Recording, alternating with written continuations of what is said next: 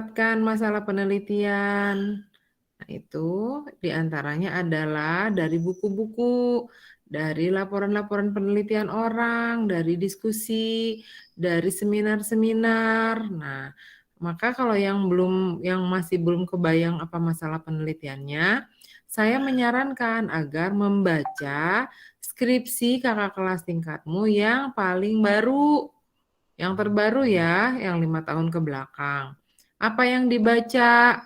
Apa yang dibaca? Ada yang bisa jawab? Minggu-minggu lalu? Masalah penelitiannya, Bu. Masalah penelitiannya yang kita baca. Setelah masalah penelitiannya kita baca apa lagi? Kesimpulan. Bu. Kesimpulannya. Lalu kita menilai apakah kesimpulannya sudah menjawab pertanyaan penelitiannya apa belum. Kalau belum berarti skripsi itu butut. Walaupun lulus berarti dia ditulis dalam kondisi sebetulnya mah tidak layak lulus.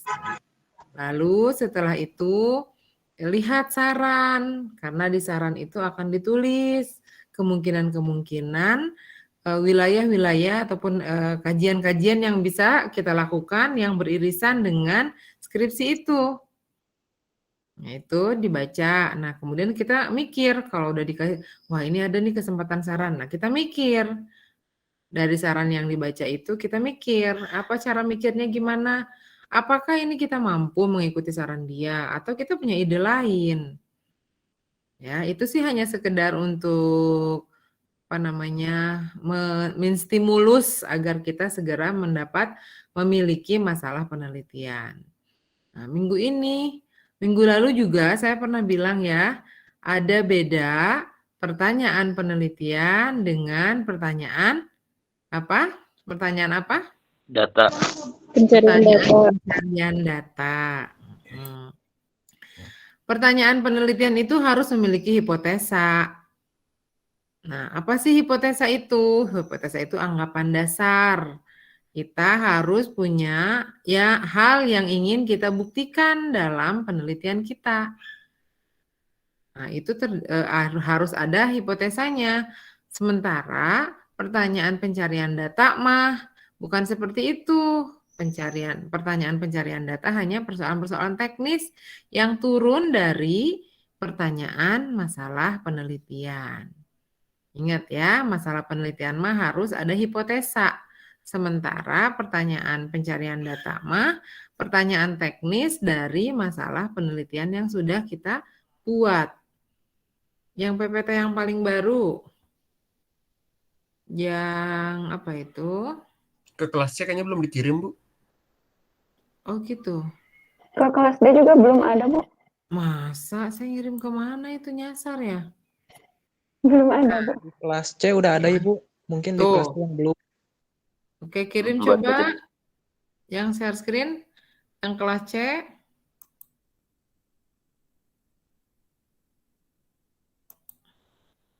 Adakah?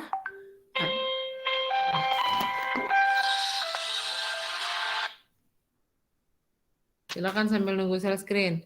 Ya Pak, Assalamualaikum. Waalaikumsalam. MTQ. Itu udah pulang. Dari Al-Huwa udah. Kumaha? Sanes. Besok penutupannya mah. Mohon. Sekarang mah ngaulang heura. Kumaha eta Nadia kah? Cek Pak Agus. Beneran eta teh.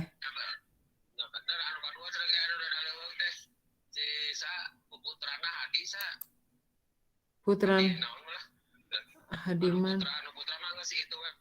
Si Reza mah henteu. Nya kan Bu Abi ge dikintun Reza. Reza sama Yoga. Ya.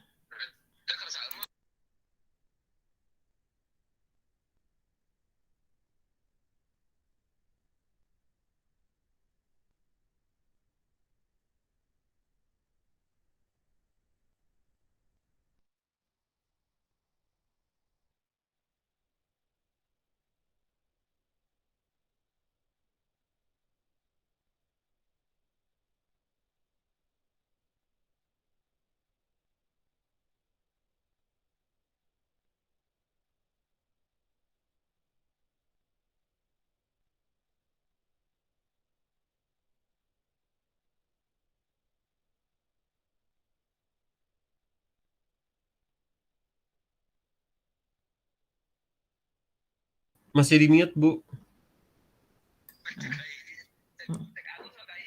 Ya, tapi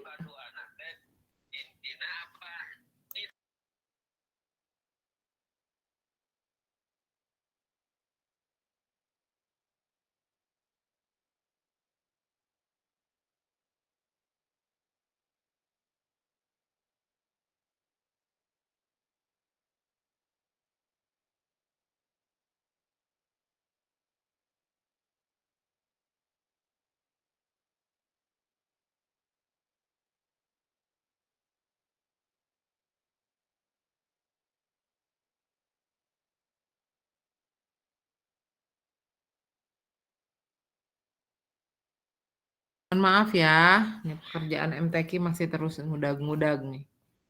Karena penentuan juara.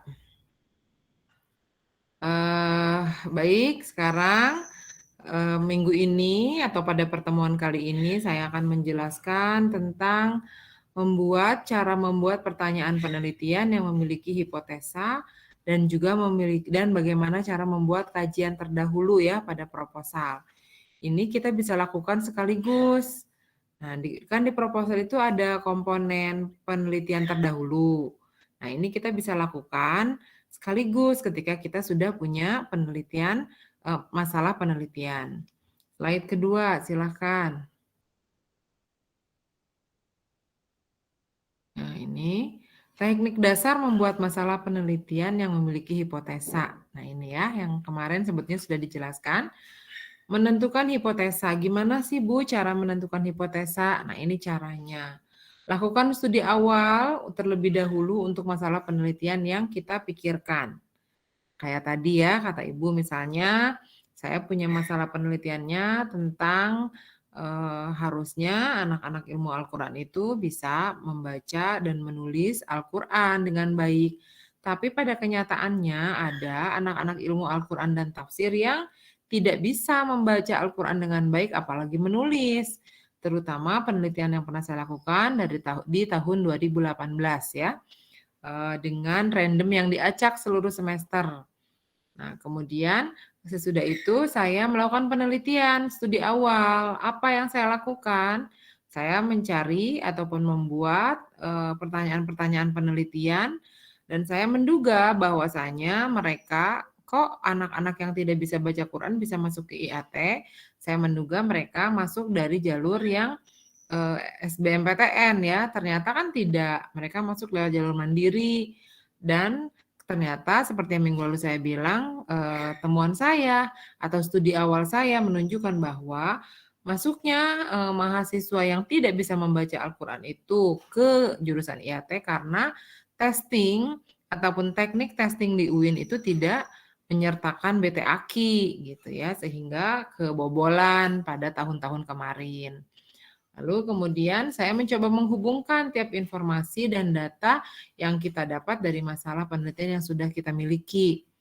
Nah, saya kan pengen tahu nih penyebabnya apa sih gitu ya, kalau ada anak IAT yang kondisinya seperti tadi. Lalu kemudian pertanyaan kedua juga saya pengen solusinya harus bagaimana agar anak-anak IAT itu semuanya bisa membaca Al-Quran, terutama yang teridentifikasi mereka tidak bisa baca Al-Quran. Saya mencoba hubungkan tiap informasi yang ada, yang saya datanya ada, lalu kemudian saya survei, saya kumpulkan anak-anak itu, saya tanyai, lalu kemudian saya juga punya datanya siapa aja yang nggak bisa baca. Nah, terus nanti saya juga bikin indikator yang termasuk tidak bisa baca itu yang kayak gimana? Karena nanti ada tiga karakter. Apakah dia mengenal huruf gitu? Oh, mengenal huruf mah, tapi ketika membacanya yang harusnya mad tabi'i malah tidak, yang harusnya gunnah malah tidak, misalnya kayak gitu ya. Atau mereka kebanyakan salah pada menyebutkan ahruful muqatta'ah pada awal surat Yasin jadi dibaca Yasa misalnya gitu ya. Pada ada Toha jadi Yasin juga jadi Yasa. Nah, itu kan jadi persoalan yang menggelitik ataupun itu yang ingin saya teliti. Lalu kemudian setelah itu saya membuat hipotesa. Oh, ternyata mahasiswa IAT yang tidak bisa membaca itu di tahun 2018 itu adalah mereka umumnya dari SMA. Nah, dari SMA umum dan swasta. Banyak kan mahasiswanya tercerai-berai. Lalu saya mikir nih, udah deh daripada yang luar Kota Bandung mah saya puyeng nyari datanya, maka saya hanya membatasi hanya dari mahasiswa IAT yang tidak bisa membaca itu saya batasi respondennya hanya dari yang asalnya dari Kota Bandung.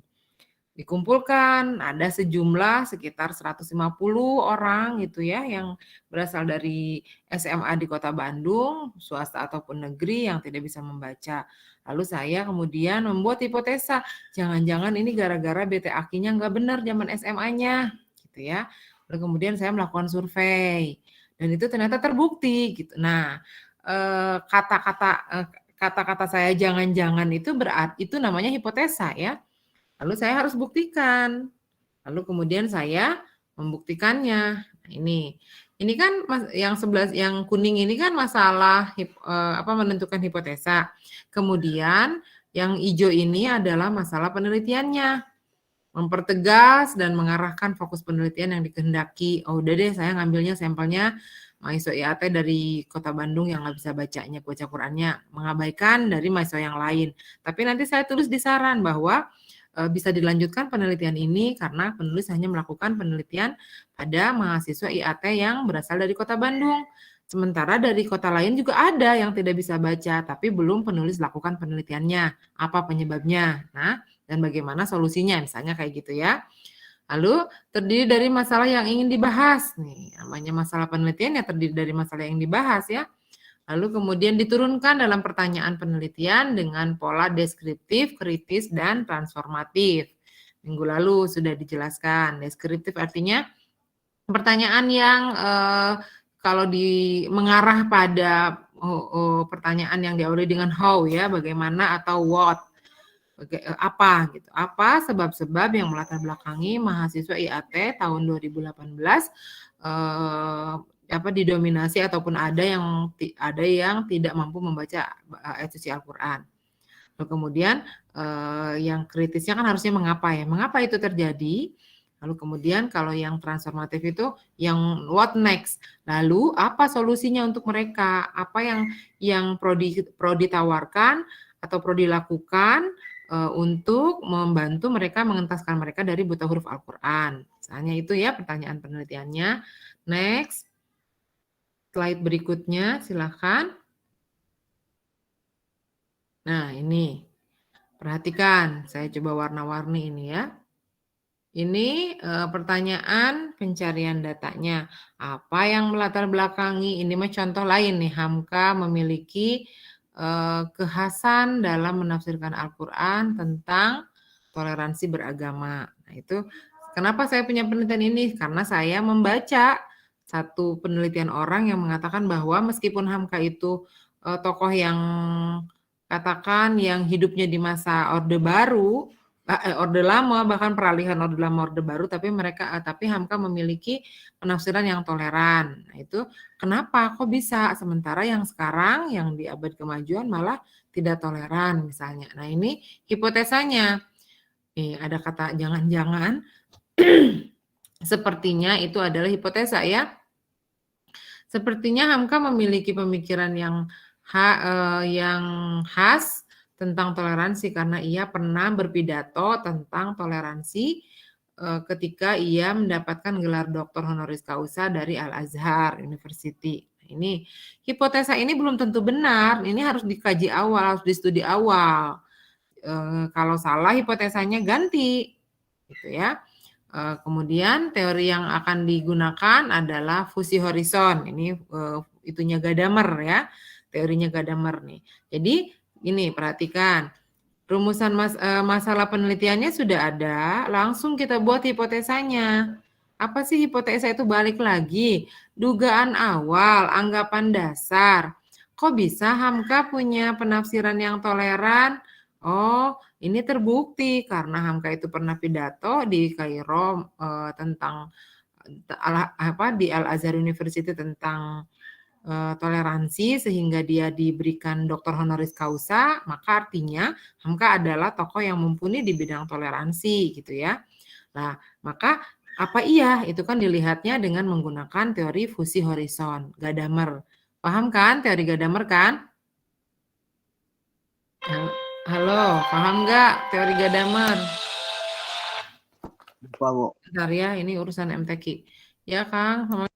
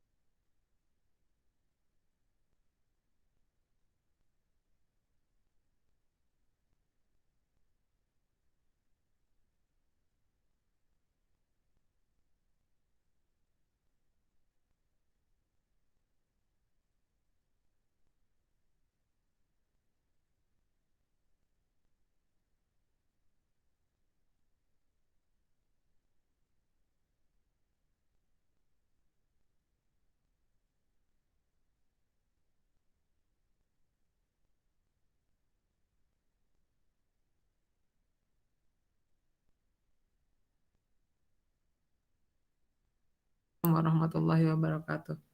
Mohon maaf ya, banyak terganggu banyak hal ini karena apa ya yang tadi ya pekerjaannya persoalan MTQ.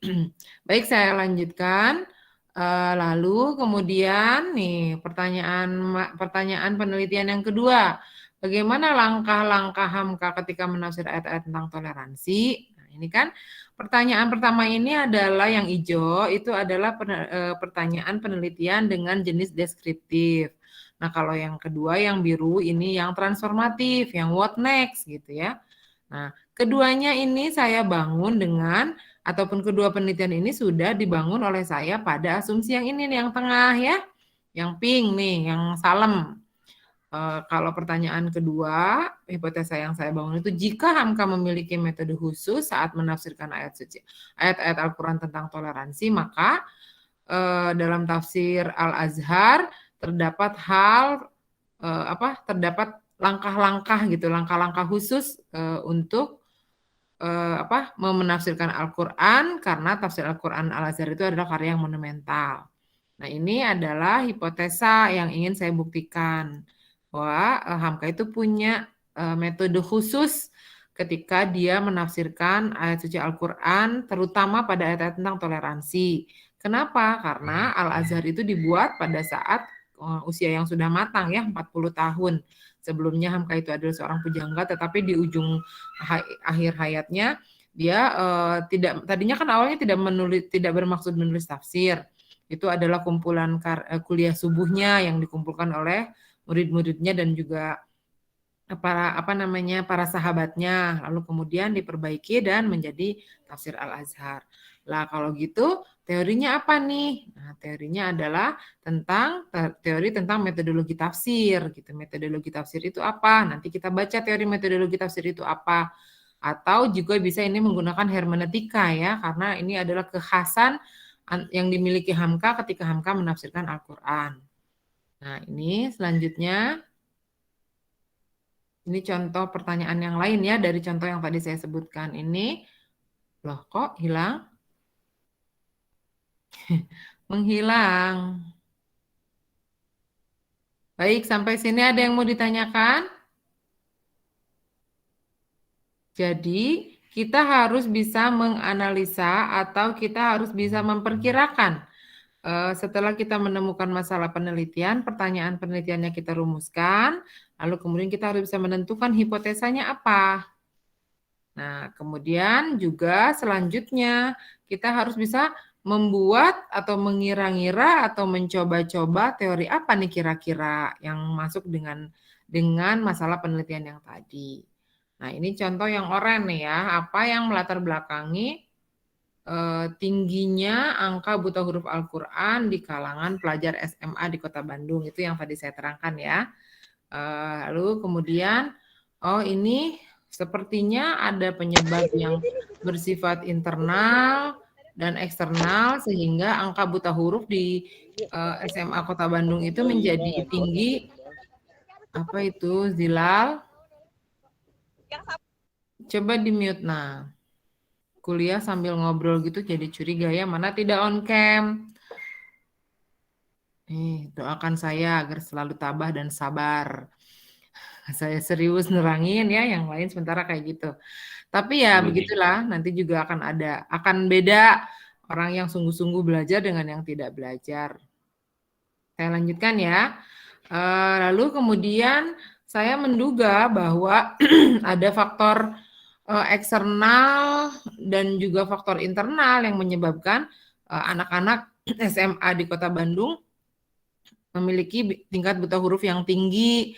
Yang ini sebetulnya kaitannya dengan anak-anak IAT ya, karena penelitian ini saya buat dua jurnal gitu. Yang pertama menyoroti tentang penyebab itu, dan yang berikutnya adalah efek tingkat tingginya buta huruf Al-Quran di kalangan SMA Kota Bandung, hubungannya dengan anak-anak IAT yang berasal dari SMA di Kota Bandung. Lalu metodologinya apa? Teori yang akan saya gunakan apa nih? Nah, metodologi pembelajaran. Saya kan pengen tahu, mengukur bagaimana metodologi pembelajaran BT-AKI di sana. Kemudian bagaimana strategi pembelajarannya, desain pembelajarannya seperti apa, sehingga saya bisa mengukur apakah pelaksanaan BT-AKI di SMA Kota Bandung itu sudah memenuhi standar apa belum. Kalau ternyata belum memenuhi, berarti kan terbukti hipotesa saya bahwa salah satunya adalah terjadi ataupun salah satu penyebab tingginya buta huruf di kalangan anak-anak SMA di Kota Bandung karena pembelajaran BT-AKI-nya tidak memiliki metodologi pembelajaran yang benar, tidak memiliki strategi pembelajaran yang benar, dan juga tidak punya desain pembelajaran yang benar. Nah, ini ya. Lanjut. Yang ini pertanyaan penelitiannya. Apa yang melatar belakangi tingginya angka buta huruf yang tadi di kalangan SMA? Kata kunci dengan pertanyaan penelitian ini. Jadi pertanyaan penelitian itu ada relasi antara pertanyaan penelitian dengan kata kuncinya. Kalau pertanyaan penelitian yang tadi tentang apa yang melatar belakangi terjadinya tingginya tingkat buta huruf Al-Quran di kalangan siswa SMA di Kota Bandung, maka kata kuncinya adalah buta huruf Al-Quran. Nanti kan suka ada kata kunci itu di abstrak. Kemudian pelajar SMA dan penyebab tingginya angka buta huruf. Kemudian pencarian literaturnya nih, ini yang penting. Nanti di dalam proposal itu kan ada poin penelitian terdahulu. Jadi kita harus nyari apa nih atau gimana nih caranya. Nah, kalau sudah dibuat matrik-matrik kayak gini gampang kita nyarinya. Kita akan mencarinya semua tulisan dan buku tentang 3 masalah itu. 3 masalah ini nih, buta huruf Al-Quran itu apa, dari mulai teori, kemudian ukuran orang dimasukkan pada kategori buta huruf, lalu pelajar SMA Kota Bandung itu jumlahnya berapa, Kota Bandung itu kayak apa, program kotanya seperti apa, berapa jumlah SMA-nya, lalu kemudian penyebab tingginya buta huruf yang tadi, yang hipotesa yang tadi ya, saya punya hipotesa. Nah, kemudian yang kedua nih, bagaimana langkah-langkah yang harus dilakukan untuk mengentaskan masalah buta huruf Al-Quran di Kota Bandung. Nah, saya menentukan kata kunci, langkah-langkah strategis menunjukkan untuk memberantas buta huruf Al-Quran. Nah, ini nih nomor 1 nih langkah-langkah strategis. Nanti diturunkan ke sini ke yang ketiga nih, yang ini ya, yang mencari referensi. Nah, kita akan mencari semua buku, semua jurnal yang bicara tentang langkah-langkah pemberantasan buta huruf Al-Quran. Di mana saja, nggak cuma di Kota Bandung, karena ini akan kita rujuk jurnalnya, bukunya sebagai referensi yang kita baca untuk studi awal. Ya, lanjut. Nomor 6, slide nomor 6. Nah, lalu kemudian kalau sudah datanya ada, kita baca, lalu kita menentukan apa sih bedanya penelitian saya dengan penelitian yang sudah ada. Dari jurnal-jurnal yang kita baca, skripsi yang sudah ada, nah, kita akan menentukan ternyata menurut saya gitu ya, penelitian yang saya lakukan adalah memfokuskan pada kajian keberhasilan penggunaan metode tertentu dalam upaya pemberantasan ini penelitian yang sudah memfokuskan dirinya pada yang ini ya. Kita mencari nih sejumlah penelitian ditulis orang yang berkaitan dengan penelitian kita. Ini adalah cara pencarian data atau studi awal. Karena proposal itu harus ditulis itu setelah kita melakukan studi awal. Lalu berikutnya itu dibaca sendiri ya. Ternyata banyak orang yang membahas tentang buta huruf Al-Quran. Sekarang penelitian yang ada juga penelitian orang yang memfokuskan kajiannya pada pelaksanaan program pemerintah terkait pembelajaran Al-Quran di masyarakatnya. Disebutkan siapa aja yang sudah melakukan. Nah, disebutkan satu-satu sama saya di sini apa kesimpulannya ya. Nanti di kajian terdahulu seperti itu. Lanjut yang kuning yang nomor 8. Nah, kemudian kita simpulkan dari seluruh kajian-kajian yang sudah ada, kecenderungan kajian yang berkaitan dengan metodologi pembelajaran Al-Quran itu dilakukan oleh Gusman. Jadi ada 3 ya, ada 3 poin ya. Ada yang tentang buta huruf, ada yang tentang desain pembelajaran, ada juga yang tentang metode pembelajaran. Nah, ini disebutkan nanti. Jadi si referensi itu setelah kita baca, lalu kita golongkan, oh yang ini kaitannya dengan ini, dengan hipotesa yang mana dikaitkan-kaitkan. Lanjut yang hijau, nanti kita tanya jawab. Penelitian ini akan dilanjutkan. Nah, ini nih yang hijau ini nih, nanti ini untuk menemukan kebaruan penelitian kita, karena kita harus punya perbedaan, kita harus punya sesuatu yang baru yang kita bahas dalam skripsi kita, nggak boleh sama. Nah, caranya tuh gimana? Nah, ini caranya.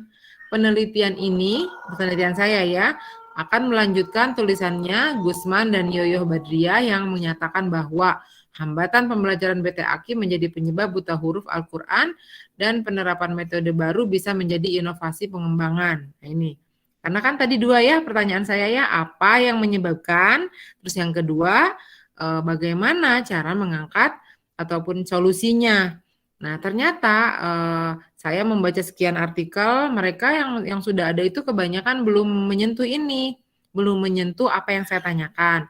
Maka kemudian di yang hijau ini nih, slide yang ini yang sedang saya baca, itu untuk memfokuskan, kita harus tahu apa sih bedanya penelitian kita dengan yang lain. Oh, ini bedanya. Lalu di mana posisinya, posisi kita? Oh, posisi penelitian saya adalah melanjutkan penelitiannya Gusman dan Yoyo. Nah, kalau misalnya nanti skripsi kalian ingin mengkoreksi misalnya penelitian orang sebelumnya, ya disebutkan. Jadi ada tiga poin ya. Kalau S1 itu biasanya kan deskriptif, memahami teori. Jadi hanya tugas penelitiannya ataupun skripsinya hanya mencari, hanya melanjutkan melanjutkan dari penelitian yang ada. Kalau sudah S2 itu mengkritisi. Nah, mengoreksi, mengkritisi gitu ya. Kalau S3 itu sudah mulai membangun teori baru. Nah, ini saya mencontohkan yang ini poinnya seperti skripsi ya. Jadi jelas tuh skripsi saya akan melanjutkan skripsinya si Anu dan si Anu yang menyatakan bla bla bla. Nah, oke. Terakhir ya ini ya. Masih ada. Silakan. Sudah tidak ada? Baik, sampai sini deh. Ada yang mau nanya, kita ngobrol-ngobrol biar jelas. Silakan. Izin bertanya, Ibu. Ya, silakan Ramdhani. Jadi semua ini tuh terutama di pertanyaan penelitian.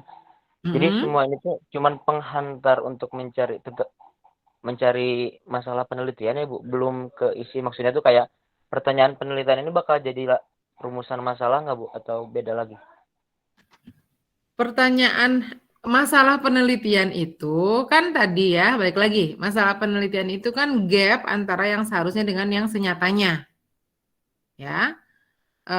Kalau yang ini contohnya, kalau yang saya bahas di sini, kajian tentang toleransi dalam tafsir itu, orang menduga bahwa itu terjadi pada abad-abad ke-20 ya. Dan Hamka itu kan tafsir yang lahir di abad 20. Lalu kemudian orang juga menduga ataupun pernah ada tulisan disertasi yang menyatakan bahwa sangat sedikit tafsir Indonesia di awal-awal tahun 50-an itu yang memiliki tafsir dengan penafsiran ayat-ayat toleransi. Kemudian saya mencoba meneliti apa iya gitu. Ternyata Hamka punya. Nah, kenapa saya menyajikan hal-hal seperti ini? Ini untuk mematangkan apakah masalah penelitian kita itu sudah obtainable data, manageable topic, apa enggak. Kalau cuma masalah penelitian yang kita miliki lalu kemudian kita turunkan pada pertanyaan penelitian seperti minggu lalu yang saya terangkan, kalau saya tidak masuk ada di rekaman video, maka minggu ini saya ingin menjelaskan bahwa ada korelasi.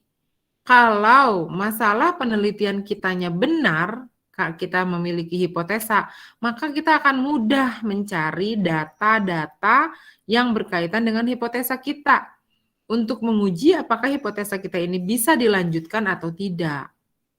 Dan kalau misalnya iya, kan kita sudah dapat tuh referensinya banyak. Karena minggu lalu di kelas apa ya, saya lupa, di kelas gitu yang bertanya, Bu, berapa buku yang harus kita baca? Berapa jurnal yang harus kita baca dalam membuat proposal penelitian? Saya bilang 15 jurnal, bukunya sekitar 10 yang berkaitan. Lalu kemudian, kok banyak Bu, gimana caranya? Nah, caranya seperti itu yang tadi saya paparkan. Setelah kita punya pertanyaan penelitian ya, kita kan punya pertanyaan penelitian ya. Yang pertama kita punya pertanyaan penelitian yang memiliki hipotesa. Lalu kemudian kita coba hipotesanya apa, kita cari teorinya, nanti kita cari referensinya. Jadi banyak nanti kita dapatnya gitu. Semakin banyak yang kita baca, semakin banyak buku yang kita baca, semakin mudah kita mencari hubungan-hubungan penelitian kita dengan penelitian yang sudah ada, dan itu semakin cepat proposal kita jadi. Artinya kita sudah yakin obtainable data, sudah yakin manageable topic. Gitu, Ramdhani. Nanti sebetulnya minggu lalu saya di kelas ini apa bukan ya? Minggu-minggu yang sebelumnya kan saya sudah bahas tuh bagaimana cara membuat pertanyaan penelitian. rumusan masalah, nanti ada pertanyaan, rumusan masalahnya akan diturunkan pada pertanyaan penelitian sebagai berikut. Biasanya kan gitu ya di proposal itu. Nah, itu cara menurunkannya dengan 3 pola yang tadi, atau memilih salah satu.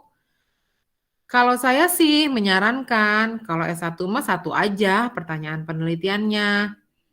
Tapi kadang kita bertemu dengan dosen yang mengarahkan jangan 1, 2 gitu ya. Nah, ternyata kadang itu memberatkan. Kita juga harus bisa bernegosiasi, jangan nurut terus apa kata dosennya. Kalau memberatkan ya bilang bahwa saya tidak mampu Pak kalau penelitian yang kedua ini, saya hanya 1 aja. Tapi ada juga dosen yang di beda di breakdown gitu ya. Misalnya yang tadi ini apa yang melatar belakangi terjadinya tingkat buta huruf Al-Qur'an yang tinggi di kalangan pelajar di SMA di Kota Bandung. Nah, nanti pertanyaan anaknya itu A, kan 1 tuh ya, 1 A-nya berapa jumlah SMA di Kota Bandung, 2 berapa jumlah siswa. Nah, itu sebetulnya itu kan pertanyaan pencarian data sebetulnya. Tapi kadang suka dimasukkan ke dalam pertanyaan penelitian. Karena posisi mahasiswa itu lemah, bagaimanapun si dosen biasanya kekeh ya kita ikuti saja dulu. Nanti juga ada sidang ataupun ada ujian proposal, nanti akan ada perbaikan-perbaikan. Kalau di tahap awal memang kita nggak bisa bergaining kebanyakan. Nah, hal-hal teknis, kendala teknis ketika menulis proposal itu misalnya si dosennya lama merespon. Ini minggu lalu saya sudah terangkan. Ini juga perlu pendekatan personil yang benar ya, ngechat yang benar, harus tahu waktu yang benar, ngechatnya di jam-jam yang jangan jam private gitu ya, jangan prime time, tapi yang betul-betul time working ya, di waktu-waktu si dosen itu bekerja. Lalu kalau misalnya kok lama ya nggak dijawab aja. Nah, ini kita juga satu-satunya jalan ya berdoalah semoga cepat dijawab kata saya juga ya. Chatnya. Lalu kemudian kalau misalnya si dosen itu lama juga menjawab, boleh kita konsul pada dosen lain yang kita anggap dia memiliki kapasitas untuk menyelesaikan ataupun kapasitas pada masalah yang kita sedang ingin teliti gitu. Gitu. Gimana, bisa dipahami? Bisa, Ibu. Ya. Alhamdulillah. Silakan, ada lagi yang mau ditanyakan? Jadi proposal penelitian itu bukan rencana dalam artian rencana ngalamunnya, tapi harus obtainable data, harus sudah dilakukan studi awal dulu. Kenapa? Karena ada kejadian. Nih, sampai sekarang belum lulus mahasiswanya. Dia meneliti satu tokoh, siapa Syekh Hasan Al-Barudi gitu. Syekh Hasan Al-Barudi ini kata si mahasiswa saya itu, bimbingan saya, menulis kitab tafsir tentang kajian perempuan. Lalu punya bukunya, kata saya, punya Bu. Nah, dia bikin kan skripsi. Udah sampai bab 4, udah selesai, tapi bab 2-nya nggak ada. Saya kan nanya kok bisa, Bu, biografinya nggak ada. Jadi si Imam Hasan Al-Barudi itu nggak ada biografinya. Dia cari di setiap makalah jurnal yang pernah membahas tentang Syekh Hasan Al-Barudi nggak pernah mencantumkan biografi. Kan nggak, berarti kan tidak obtainable data. Seandainya dia melakukan ini di awal, di saat proposal, kan tidak terjadi seperti ini. Akhirnya seminggu yang lalu dia datang ke saya, lalu kemudian memohon, Bu, nggak usah pakai biodata deh di skripsinya. Nggak bisa, kan kita harus jelas siapa pengarangnya. Masa kita membedah pikiran orang, tapi kita tidak tahu dia orang mana, dia lahir di mana. Nah, akhirnya mentok. Teman-temannya kemarin udah lulus, dia belum lulus hanya karena nggak ada biodata. Nah, ini naudzubillahi min dzalik. Lalu saya sarankan rubah dari awal, kata saya. Kalau mau tetap kajiannya tentang ayat-ayat tentang kajian perempuan, relasi perempuan di wilayah publik, hak-hak politik perempuan kalau tidak salah dia memilihnya ayatnya, lalu kemudian diganti tokohnya, kata saya gitu. Ya diganti tokohnya kan diganti semua kan artinya. Setelah kita punya kelompok ayat tentang hak politik perempuan, lalu kemudian kita cari di tafsirnya, kan ganti semua. Ya udah dawan banget gitu. Ini gimana ya Bu? Ya saya hanya bisa menyarankan itu karena kalau belum ada biodatanya gimana kan nggak mungkin. Nah itu gara-gara tidak melakukan studi awal. Padahal waktu bimbingan pertama dengan saya, kan saya bimbing kedua. Bimbing pertamanya itu Pak Salahuddin. Saya nanya, ini sudah dibaca bukunya, sudah ada semua datanya. Dia pikir mungkin data itu cuman buku gitu ya. Data itu bukan hanya buku, tapi yang tadi tuh tulisan-tulisan orang lain tentang masalah kita itu akan memperkaya analisa kita dan mempermudah kita menuliskan skripsi dengan data yang banyak. Gitu. Ada lagi yang mau ditanyakan?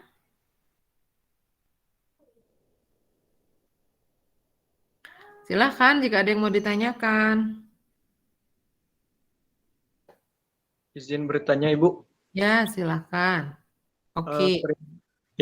Perihal sumber primer dan sumber sekunder yang kita jadikan, ya sumber itu. Jadi yang seperti apa yang harus kita jadikan sumber primer dan sumber sekunder? Nanti ada sebetulnya kajian khusus ya, tapi ini selayang pandang aja. Tergantung pada penelitian kita. Kalau penelitian kitanya yang kualitatif, nah ini yang kuali ya, itu misalnya yang Living Quran. Ya sumber primernya adalah responden di mana masalah penelitian itu kita buat. Tapi kalau masalah penelitian yang kita buat itu yang berkaitan dengan kajian pustaka, kitab tertentu dan kelompok kitab tertentu misalnya, ya si kitab itu yang harus ada ya. Misalnya kayak saya tadi tentang bagaimana tafsir Hamka pada ayat-ayat, misalnya saya memberi judulnya konstruk penafsiran Hamka pada ayat-ayat tentang toleransi. Nah, itu sumber primer saya ya Hamka. Hamka semuanya ya, nggak cuma kitabnya, tapi seluruh biografi tentang Hamka. Nah, kalau saya jadi pembimbingnya, saya biasanya meminta mahasiswa untuk menulis seluruh judul buku yang berkaitan dengan sumber primer. Kadang anak-anak mah cuman 1-2, nggak mungkin 1-2 sumber primer itu kan banyak. Kalau kita ngomong tentang Hamka, nggak cuma tafsir Al-Azhar yang kita baca, tetapi seluruh biografi dia, kemudian kemungkinan juga tulisan Hamka yang berkaitan dengan toleransi itu mungkin tersebar nggak cuma di tafsirnya, tetapi ada di buku-buku lain misalnya gitu. Itu semua dibaca. Begitu, oke. Baik, Bu. Nanti akan saya terangkan ya sumber primer dan nanti sekarang poinnya masih pada masalah penelitian, kemudian rumusan masalah dan mengukur apakah masalah penelitian kita itu obtainable data, manageable topic, dan juga low risk. Mana yang paling rendah resikonya, resiko keuangannya. Kalau misalnya kita pengen lulus di tahun depan di bulan Februari, kan kita berhitung. Berarti sekarang misalnya pertemuan kedua ini, saya harus sudah menemukan masalah penelitian. Nanti pada pertemuan ke-8 saya sudah canangkan ketika UTS ya, seluruh mahasiswa sudah punya proposal. Tinggal bimbingan kan one by one ke saya. Nanti kalau udah oke langsung UP. Katakanlah mata kuliah ini berakhir di bulan Februari, misalnya di bulan Januari ya biasanya. Desember juga sudah mulai ini, Januari. Nah, Januari itu udah dapat SK gitu. Udah dapat SK, kalau misalnya yang kayak tadi semua datanya sudah kumpul kan Februari lulus tuh sangat mungkin. Atau paling telat ya misalnya Juni misalnya gitu. Juli sudah mulai pendaftaran S2, biasanya Agustus pengumuman, September sudah kuliah kayak gini. Kayak gitu. Jadi produk dari penelitian dari mata kuliah ini adalah proposal skripsi ya. Kalau Bu gimana kalau belum ketemu aja? Ya coba dibantu oleh temannya, kemudian kamu yang bersangkutan juga harus baca-baca, harus coba fokus gitu, jangan terlalu banyak keinginan gitu ya.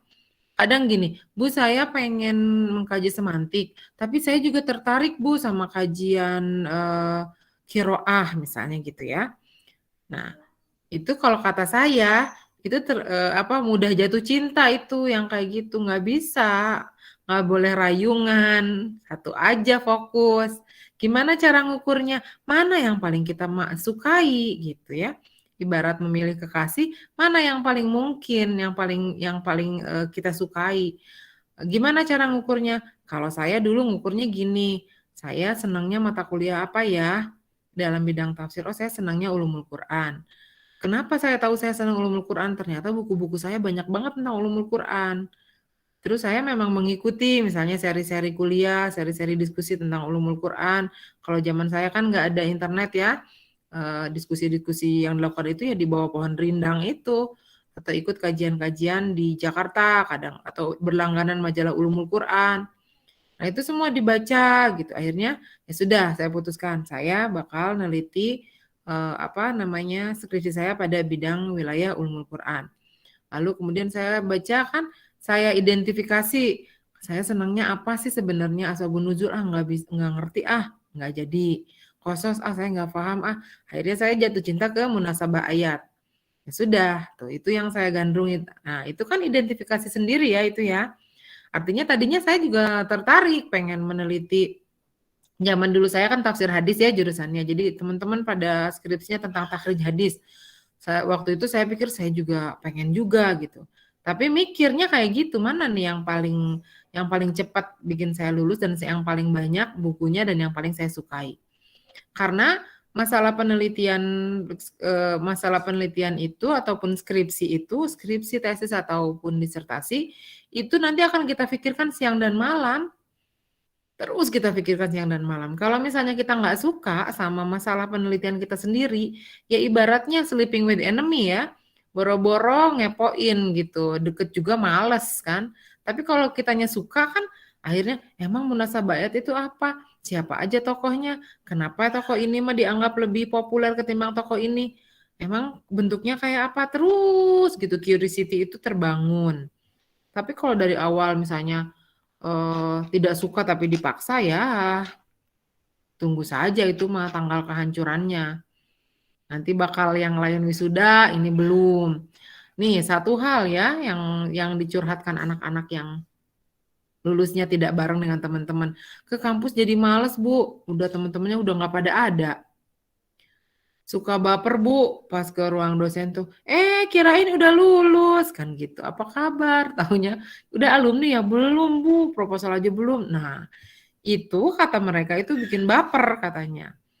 Jadi mumpung sekarang kita bareng-bareng satu nasib, saya insya Allah menemani, bersedia gitu ya, diganggu dengan ridho, sok lah kirim proposal penelitiannya ke saya, nanti saya komentari gitu. Kalau nanti biasanya nggak semua ya, beberapa dosen yang gini, ini Pak, ini saya proposal udah ke dosen pembimbing, saya mau bimbingan Pak, ini ada proposal saya. Nanti kata dosen pembimbingnya, sudah betul, sudah Pak, sudah didiskusikan dengan Bu Eni. Ada beberapa dosen yang langsung ACC loh. Karena dia tahu betapa galaknya saya kali ya.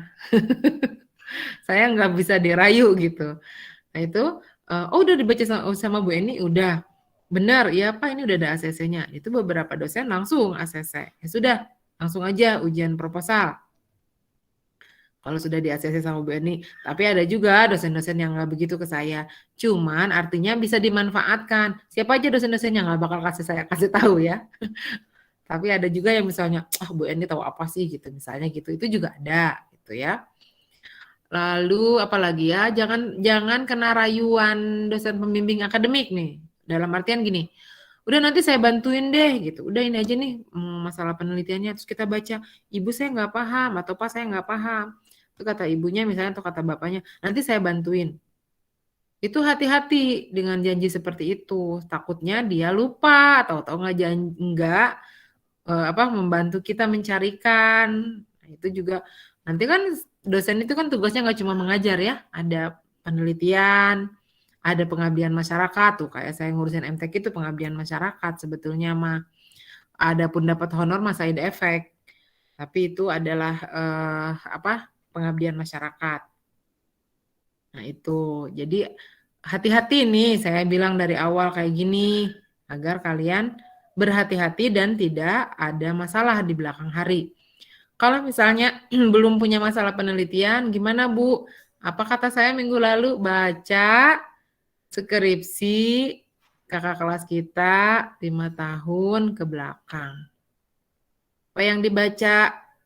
Masalah penelitiannya, sinkronkan dengan kesimpulannya, baca sarannya. Entong maca judulna, barudak masuk maca judul diganti weh. Iya weh ramai juga na yeuh. Yang ada misalnya tentang toleransi kayak itu Hamka, udah saya ganti deh, saya mau ayat-ayat toleransi di tafsir Al-Marogi. Ternyata Al-Marogi nggak bahas toleransi. Kan itu juga kan tidak obtainable data. Tapi kita harus punya hipotesa misalnya, siapa ya kira-kira tafsir apa lagi ya yang kira-kira ngebahas tentang toleransi. Nanti kita harus punya pikiran gini, toleransi itu kajian kapan sih? Kajian abad modern. Oh gitu, abad modern itu tafsirnya siapa aja sih? Si Anu. Nanti mungkin nggak ini misalnya Al-Qurtubi? Oh nggak mungkin karena ini coraknya corak fikih. Tapi kita harus mencarinya pada tafsir modern yang adabul ijtimai. Siapa itu? Kemungkinannya Fahrudin Ar-Razi, kemungkinannya Al-Manar. Oke, checklist 1. Wahbah Al-Zuhaili, checklist 1. Kan gitu kita cari tuh. Tapi ingat ada beberapa kitab tafsir yang dilarang dibahas di jurusan itu sudah karena sudah terlalu banyak gitu. Gitu. Ada lagi yang mau ditanyakan atau dicurhatkan? Bu izin bertanya. Ya, Ibu. silakan Hana. Ya, mungkin pertanyaannya sama kayak minggu kemarin. Ya. Yang untuk apa kan itu tuh yang apa skripsi cutting atau misalkan jurnal gitu, artikel jurnal yang diambil itu yang 5 tahun ke belakang itu hanya untuk literaturnya aja atau sama pembahasan sampai ke bawah gitu Bu? Soalnya kan nanti misalkan teh buku-buku kayak tafsir, misalkan kita ambilnya tafsir Al-Misbah misalkan tafsir Al-Misbah kan dibuatnya bukan 5 tahun ke belakang gitu Bu. Jadi pertanyaannya 5 tahun ke belakang itu hanya untuk literatur atau semuanya gitu? Oke. Literatur terdahulu yang 5 tahun ke belakang. Nah, kalau buku-buku yang lama, nah itu kan kayak Jalalain gitu ya, itu kan buku turos namanya, itu boleh diambil. Apalagi kalau itu ada kaitannya dengan sumber primer. Nah, itu untuk memperkaya. Nih, kalau saya suka gini, saya baca artikel orang, oh iya gitu, nanti saya lihat tuh footnote-nya, oh dia baca dari buku ini. Nah, yang saya cari itu buku itunya, bukan cuman mengutip pendapat si penulis jurnalnya, karena ternyata biasanya di buku itu akan dibahas lebih dalam. Nah, itu. Jadi, memanfaatkan hal-hal seperti itu ya. Lalu si kajian terdahulu itu kan juga kita baca dalamnya. Itu nanti secara sendirinya kita bisa menghubung-hubungkan, oh baheula pernah maca tinu ieu. Nanti itu masuk juga sih di bab 4 akhirnya mah. Jadi subhanallah ya Allah memberikan memori pada kita nih, kekuatan memori kita itu baca buku di mana-mana gitu. Perasaan waktu saya baca buku, perasaan saya nggak ada, belum kerasa gitu bahwa saya udah baca buku. Tapi begitu saya kumpul dengan orang-orang yang misalnya belum paham dengan sesuatu, sementara saya sudah baca tentang sesuatu itu kita jadi tahu, oh iya saya ternyata lebih tahu. Nah, terus kadang gini, pas lagi ngetik gitu, ngetik skripsi ataupun jurnal kalau saya, terus tiba-tiba ingat, oh iya pernah ada di buku Anu. Nah, itu kan enak, kita tinggal kita buka lagi ataupun ada jurnal apa, ada, terus kita tinggal kutip. Jadi tambahan footnote. Jadi kan referensinya banyak. Berapa halaman Bu skripsi itu? Paling sedikit 65. Kalau yang apa namanya yang literatur ya. Kalau yang lapangan itu harus lebih banyak sampai 200-an, 150. Karena itu nanti banyak lampirannya, lampiran pencarian data, wawancara, transkrip wawancara, foto lokasi kita melakukan penelitian. Biasanya kebanyakan lampirannya gitu. Ada lagi yang bertanyakan? Hana udah jelas? Ya, Bu. Terima kasih. Ya. Yuk.